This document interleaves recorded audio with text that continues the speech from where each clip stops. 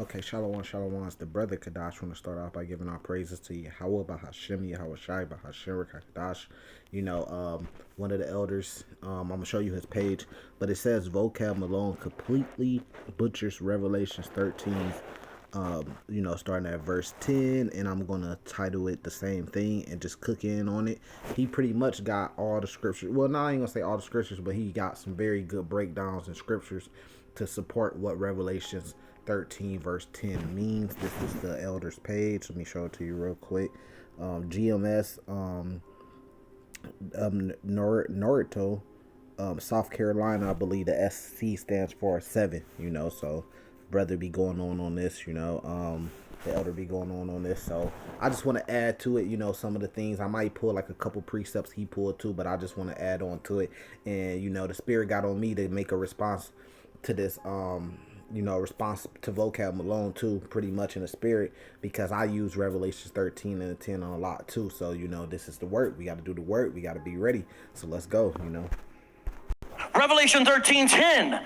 What does that say? This is for the Hebrewites who try to say you're going to be put into slavery. You're going to be cast into slavery. What does Revelation 13:10 say? But we got to start in the beginning. We got to go back a little bit. Let's go back a little bit, starting in verse 4.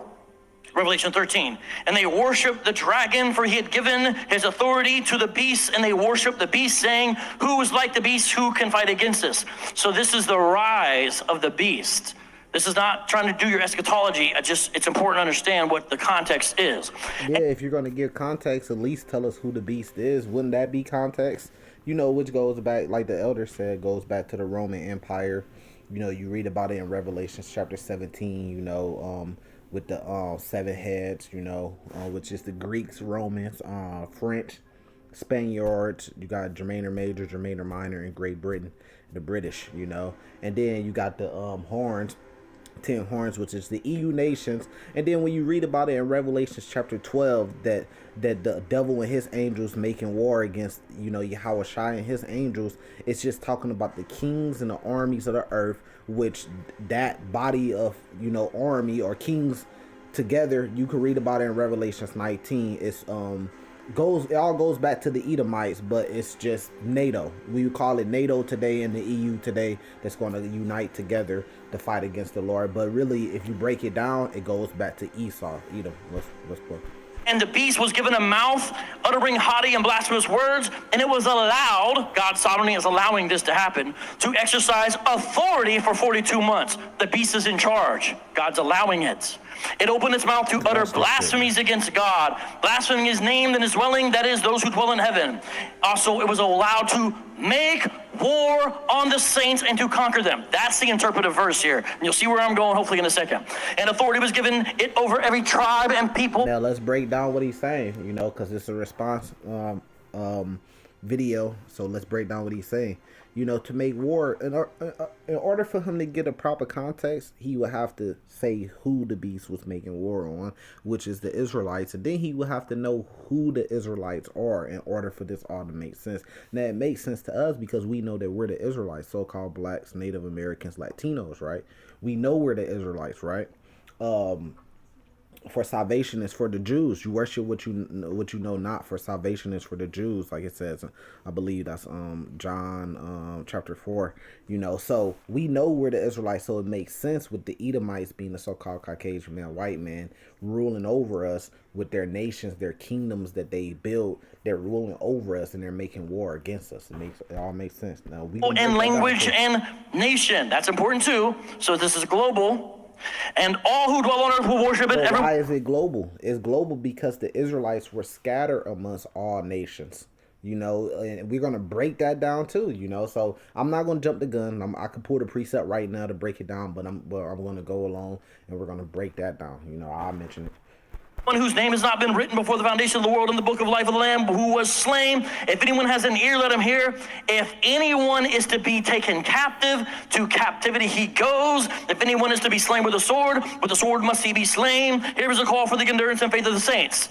If God has you marked out to be a martyr, you're going to die for the faith. If God has it marked out, you're going to go to prison for him, you're going to go to prison for him. That's what it's saying. That's not I what hope it's saying. clear when you. Now he's reading a different translation. Now I have the King James version right here, which clearly tells you what it's saying. But I mean, even still, even with he's trying to twist it. But even if you use that, narrative that he's trying to make, look, at the end of the day, yeah, the Edomites are destined to go into captivity. Actually, why? Because they took us in captivity. They destined to be killed by the sword. Why? Because they were blessed by the sword and they lived by the sword, which we're going to break that down too. So yeah, they're going to die by the sword, just like Yahushua did. And I urge you to go watch this elder's to actually go watch his video, which this is the name of his video, and this is his video right here, because he breaks it down. He goes into a lot of precepts and stuff and breaks it down. What I'm doing is just grabbing a couple that I didn't hear him grab,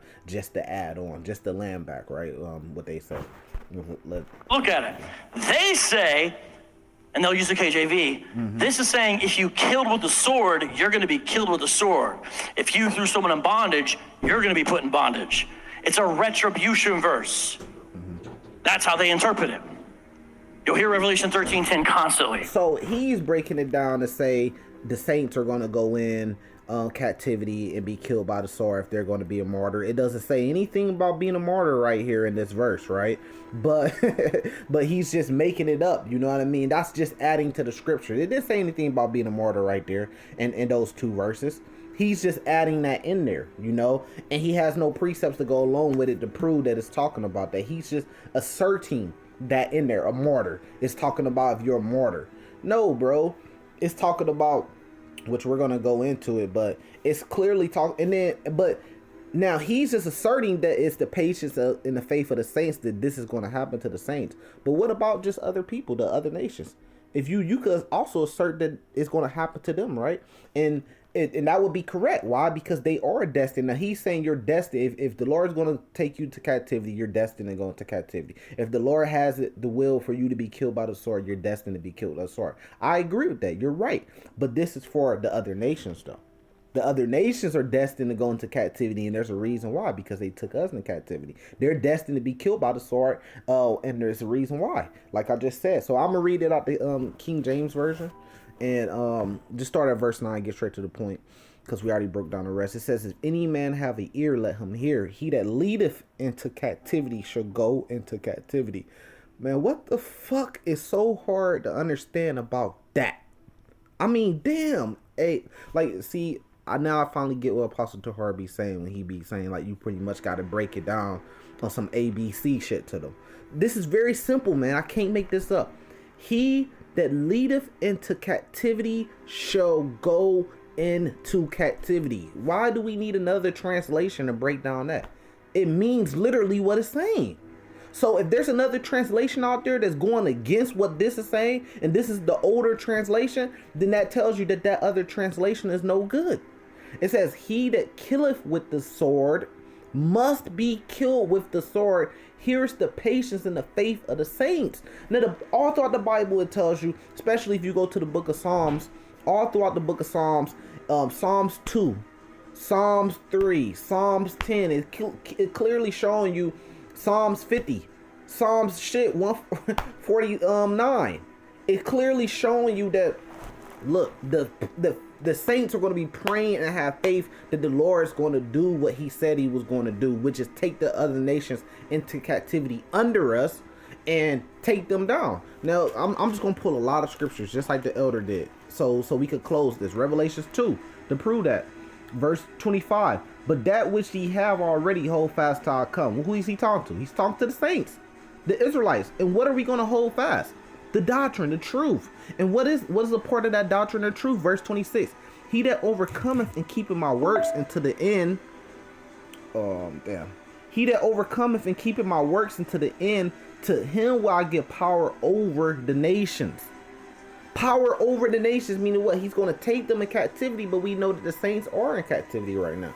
He shall rule them with a rod of iron, as a vessel of powder should they be broken to shivers, even as I received of my Father. And I will give him the morning star. He that has an ear, let him hear, say the Spirit. That what the Spirit saying to the churches. Red letter coming straight from Yahushua. So he said he's going to give his chosen, the elect. He's going to give them power over the other nations to take them in slavery. which goes right along with Revelations 13. I mean, what the? Okay, so if you don't believe us, then let's keep going. I mean, I mentioned so many in Psalms, but I want to get the main one in Psalms, or this would be forever. You know what? The Spirit may get on me. I might get all the ones I mentioned. Who's the saints? You know, so you talking about giving context, right?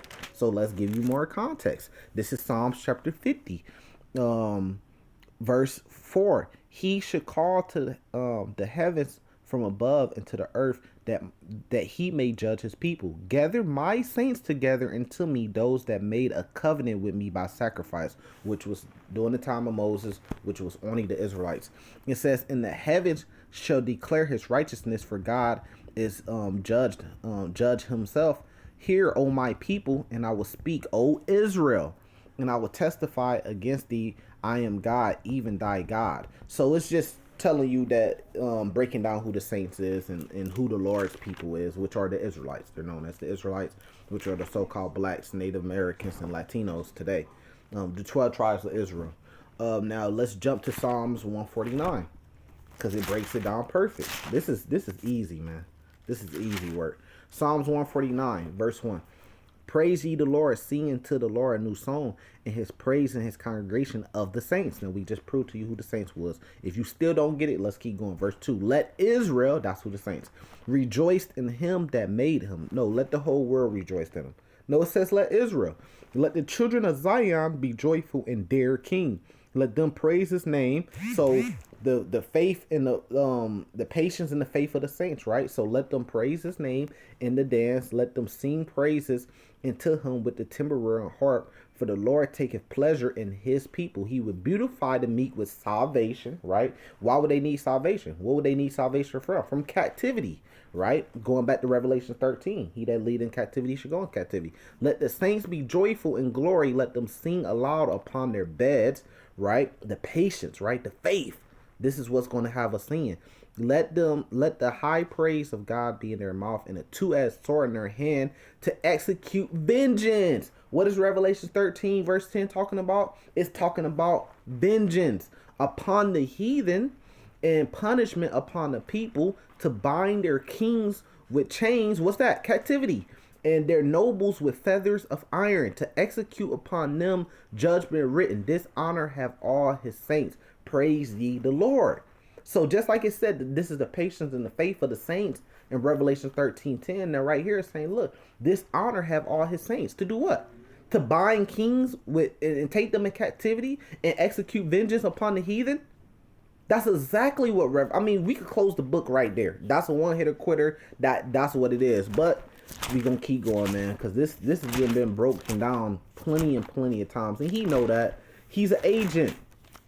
Even if he does hear the truth, or if you teach him the truth, his job is to deceive. His job is to get something on us, to come up against us, to hold us accountable, to falsely accuse us of something, to help create a great falling away from the truth, to deceive people to fall out the truth, just like the elder said, just like how the serpent deceived Eve. This is Vocab Malone's job. He's a hired agent. It's already been proven. It's on video. Brothers then posted it, of him admitting that he was a hired agent. This is his job to do. He didn't just wake up one day and said, look, you know what, so-called Negroes, Native Americans, Latinos coming with a new doctrine I'm going to fight against. I'm going to be the main guy, put it all on my back, and I'm going to defend what I believe. If you want to defend what you believe, just go out there and teach what you believe. Why are you holding whole press conferences, right? Seminars, and the main focus is the Hebrew Israelites. Why are we your main focus? A man don't just do that for no reason, man. A man do that when he's paid to do it. He's hired, but it's pointless, because only thing he's gonna do is just make us better, make us stronger. Like a young brother like me, a random, right? Young brother like me, now he got me going into the spirit, he got me thinking about the scriptures more to make a rebuke video. So he can't do nothing but help the truth, man. Even though, here, let me see. This is Psalms chapter 2, verse 7. I would declare the decree, and the Lord has said unto me, thou art my son, this day have I begot thee. Ask of me, and I should give thee the heathen for thy inheritance, and the othermost parts of the earth for thy possession. What is that? That's the patience and the faith of the saints. We're going to ask that of the Lord. He's going to give it to us, the heathen for possession. Because they led us in captivity, we're going to take them in captivity. Thou shalt break them with a rod of iron. This goes right along Revelations 2 we just read. This is how you break down the Bible, and this is how you know it's the truth. Thou shalt dash them in pieces like a powder vessel. So this is being said all the way back in Psalms 2, Old Testament. And then it's being said all the way in the last book of the Bible, Revelations 2. Same thing, man. That's how you know it's the truth. And I could keep going, but I want to just jump around real quick. Let's go to Isaiah 14, which the elder did pull out. He did pull that one, but I just, I got to get it because that's like a one-hitter quitter. That's like a haymaker too, Isaiah 14, verse 1. For the Lord will have mercy on Jacob and will yet choose Israel and set them in their own land. Why would they need to be set in their own land? Because they're going to be taken out these lands where they were scattered to in slavery and captivity. And the strangers should be joined with them, and they should cleave to the house of Jacob. And the people should take them and bring them to their place, and the house of Israel shall possess them in the land of the Lord for service and handmaids. So regardless of what he's trying to say, look, there's plenty of scriptures that say in the kingdom, there's going to be slaves there. There's going to be a people that's going to be ruling over other people, and there's going to be a certain people that's going to be slaves, which is the other nations. And it says, and they should take them captive, right? Revelations 13, they should go into captivity who led into captivity, and they should take them captive who captives they were, and they should rule over their oppressors. Why? Because we were in captivity, right? Boom. So we're going to take them into captivity because, like it just said, we were captives of them. Very simple. Now we could close it right there, but we're going to keep going. Now let's jump all the way back. All the way back. Let's jump to the first book of the Bible. Genesis chapter 27, because this was already prophesied and was already told. This is Genesis chapter 27 when the promise came in. This thing has been going on for a very long time between Esau and Jacob, man. Now this is the blessing that was given to Jacob. Genesis 27. I want to get straight to the point. Verse 28. Therefore God give thee of the dew of heaven and the fatness of earth and plenty of corn and wine. So this is the blessing. And we're going to get this in the kingdom of heaven. Right? It says, let people serve thee and nations bow down to thee. Be Lord over thy brothers. So it's already set up in the spirit that we're going to take them into captivity. It says, and let thy mother's son bow down to thee. Right? Cursed be everyone that curseth thee, and blessed be everyone that blesseth thee. Now I could go into Esau blessing, which gives you more understanding too, but I want to just jump around because I got a couple. So remember, it says, "Cursed be everyone that curseth thee, and blessed be everyone that blesses thee." Right. So then let's jump back to Psalms. Right. That's how we breaking this down. We cooking because I really don't do this too much, man. I just be in the spirit because it gets consuming. I used to do this when I first started in the truth, and it consumes you, and then you just got your sword out all the time. And that's how I was when I first came in the truth. I just had my sword out all the time, man, ready. So I had to kind of just get another little lane of just the spirit breaking down, still being on fire. But this gonna wake up a beast though, man, and that's probably what we need. We gotta let our light shine during these end times, man. We got to defend our truth because if they coming up against us, in Revelations 12, it says a great multitude, the devil should come down on you with fierce, roughly paraphrasing, because he know that his time is short. And then that's 2 Ezra 6:16 where it says a great multitude should be kindled over you. So this is Psalms 83. Because just like it said, cursed be everyone that curses you, blessed be them that blesses you, right? Now Psalms 83 verse 1. Keep not thy silence, O God, hold not thy peace, and be not still, O God. For lo, thy enemies make atonement, that's cursing us, right? And they that hate thee have lifted up the head, and have taken crafty counsel against thy people. They cursing us. And consulted against thy hidden one, they have said, come and let us cut them off from being a nation, that the name of Israel may be no more in remembrance. That's cursing us, right? It says, for they have consulted together with one consent. They are confederate against thee. The tabernacles of Edom, the Ishmaelites, the Moabites, the Hagnarnites, but it keeps going on. But these are the enemies of the Lord, and they obviously came against us and cursed us. So what's going to happen to Esau? Well, didn't it say in Genesis 27, cursed be those that curse you? So since they cursed us, they're going to be cursed. It's so many precepts that's coming to mind, man. That's why I said, like, this is really, like, this has been broken down a lot, you know what I mean, by various camps and various brothers in the One West doctrine, and especially in GMS, you know. So this is just this he's trying to revive a dead horse already. We already won this, man. We already got this. Everybody already know we got the truth, man. It's already been manifest. We already proved it, and we still doing it, you know, until the end come. Now, Obadiah 1. But I want to get straight to verse 10. It says, for thy violence against thy brother Jacob, shame should cover thee, and thou should be cut off forever. So remember in Revelations 13, verse 10, it says, those that kill by the sword shall be killed by the sword. Well, Esau had violence against his brother Jacob by the way of what? By the sword. So it says, look, thou should be cut off forever. So he's going to be killed by the sword. Just that simple. Now I want to jump back to, this all off the top of the head. Now I want to jump back to Genesis. Right now I go into Esau's blessing just to prove it. So we breaking down the part about those that lead into captivity should go into captivity, and we breaking down the part of those that killed the sword should be killed with the sword. We breaking this down, man.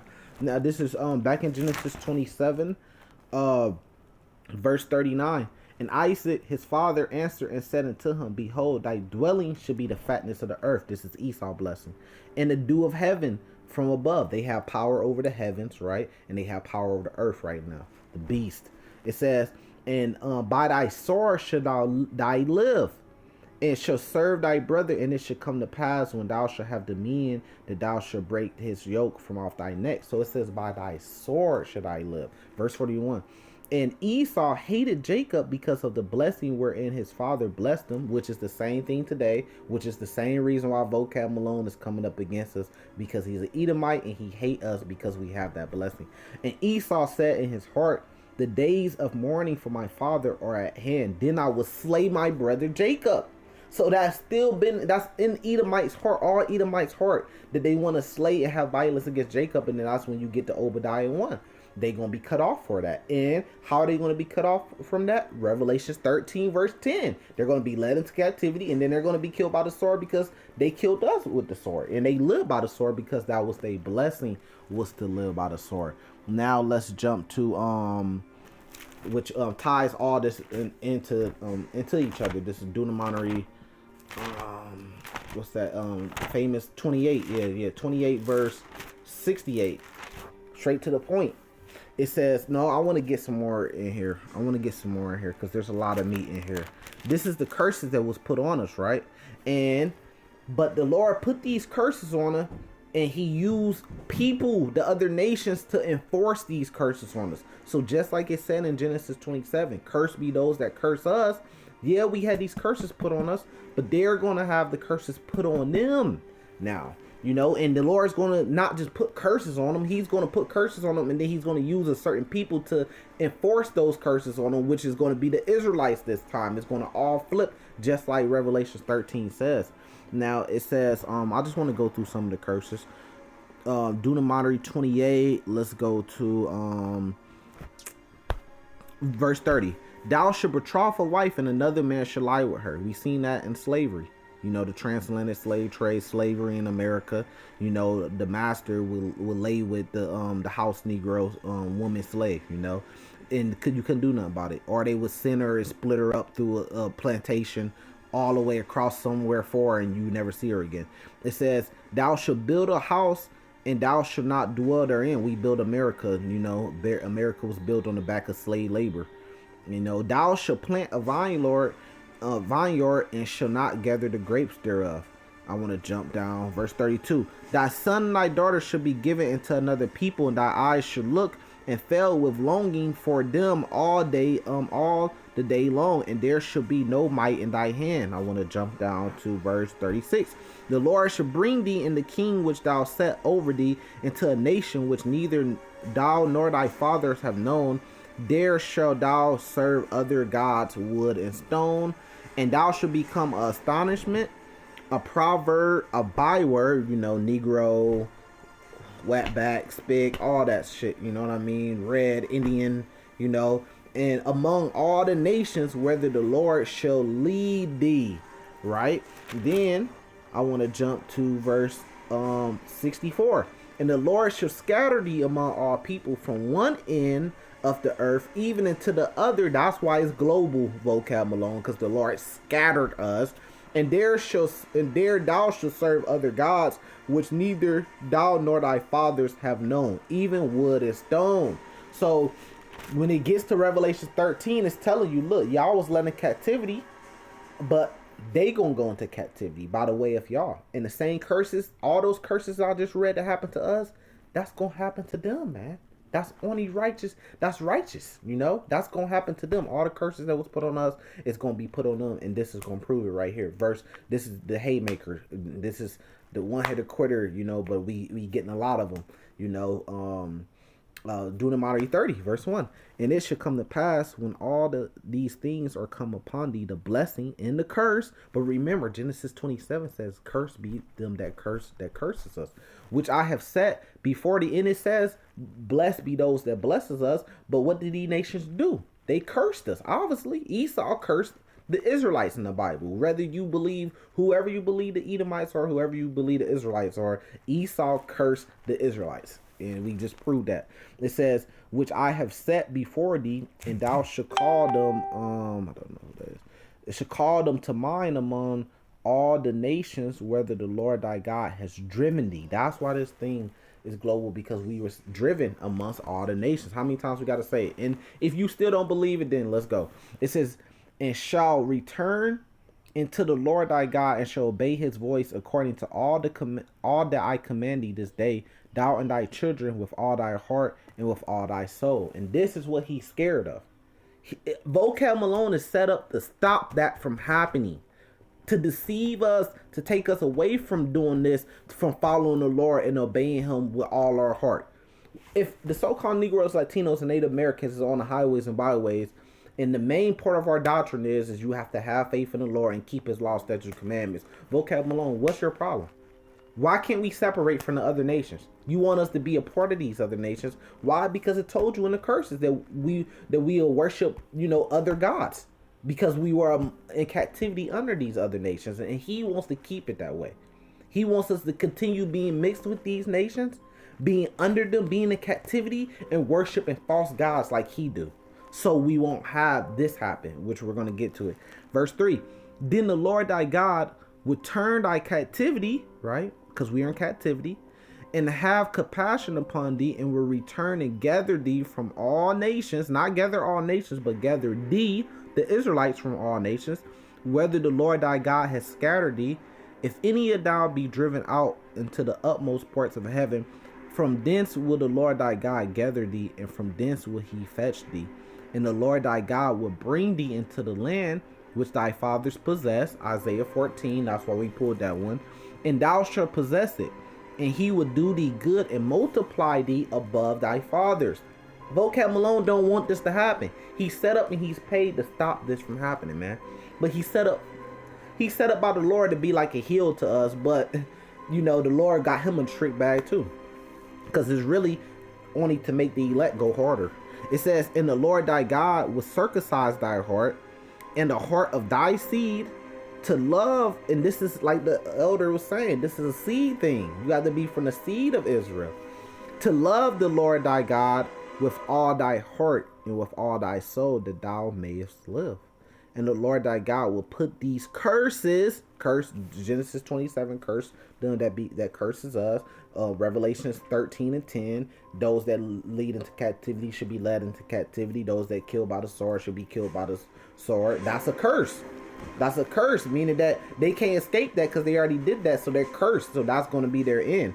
It says, "Curse upon thy enemies and on them that hate thee, which persecute thee," which we pulled Psalms 83 to tell you who hate us. And the number one person that was on there was Esau. And we pulled Obadiah 1 to prove that. We pulled Genesis 27 starting at verse 39, 40, and 41 to prove that, who hate us. The Edomites. So they're going to be cursed. They have a curse on them. Even if you jump back to damn, do I got to get it verbatim? Because obviously we got to. This is Isaiah 34. It tells you. I'm not gonna get the whole thing, but I'm gonna just get verse 5. For my sword should be bathed in heaven. Why? Because they killed with the sword. So the Lord is going to take that sword and he's going to use that sword, which is the nuclear missiles, and he's going to use it against them. Behold, it should come down upon Edomium, the Edomites, Edom, and upon the people of my curse to judgment. Those are the curses that was put on us is going to be put on them. They're cursed, being they're cursed with Revelations 13 verse 10. They led into captivity, so they cursed that they're going to go into captivity. They killed with the sword, so they're cursed that they're going to be killed with the sword. The same sword that the Lord blessed them with in Genesis 27, which has developed to something like a nuclear missile today. The Lord's going to take that sword and use it against them. And that's really the curse. They're going to be killed with their own weapon, with their own sword. That's the big curse. Verse 8, for it is the day of the Lord's vengeance. That's what Revelation 13 is talking about. In the year of recompense for the controversy of Zion monument, which goes back to Israel. And that's the context of Revelation 13 that Vocab Malone butchered, that he was trying to explain, but he ended up butchering. It's for the Israelites, you know, the patience, the faith of the saints. The saints are the Israelites, like we proved in Psalms 50. So it just all goes together. I'm gonna leave you with this one. So there's no doubt about this. If you watch my video, if you watch the elder video, there should be no more doubt about this, man. You should have your mind made up, you know, of who's telling the truth between, you know, us, the elder, me, or in Vocab Malone, you know, which I'm just laying back on what the elder said and just adding to it. Everything I'm saying fits perfectly along with what the elder's saying. This is, if I could get to it.